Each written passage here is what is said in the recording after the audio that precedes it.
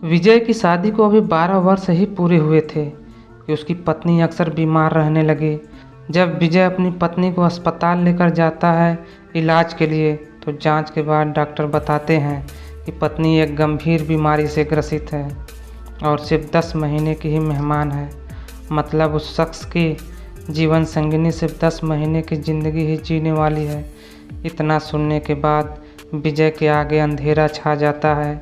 उसकी जगह कोई और भी होता तो उसके साथ भी यही होता। जिस पत्नी के साथ वह पिछले 12 सालों से रह रहा है, वह उसे छोड़कर चली जाएगी, इस बात की वह कल्पना भी नहीं कर सकता।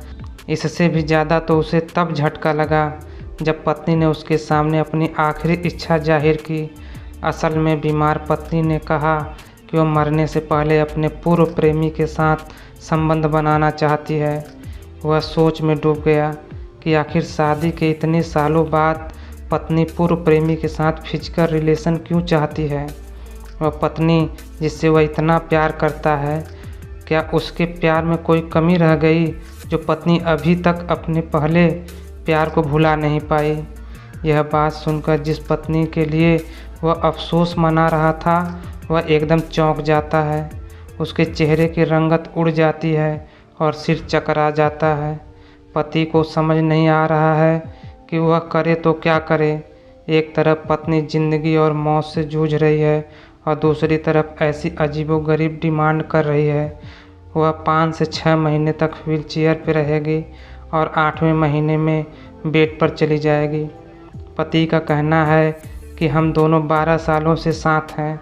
मैंने कभी ज़िंदगी में नहीं सोचा था कि मैं उसके बिना रह सकता हूँ और अब आलम यह है कि मेरा दिमाग काम नहीं कर रहा है। मैं उसके बिना जीने की कल्पना भी नहीं कर सकता था।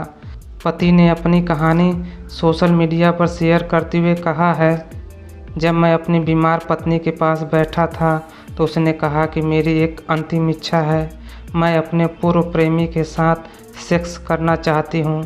यह सुनकर पति के पैरों तले ज़मीन खिसक जाती है।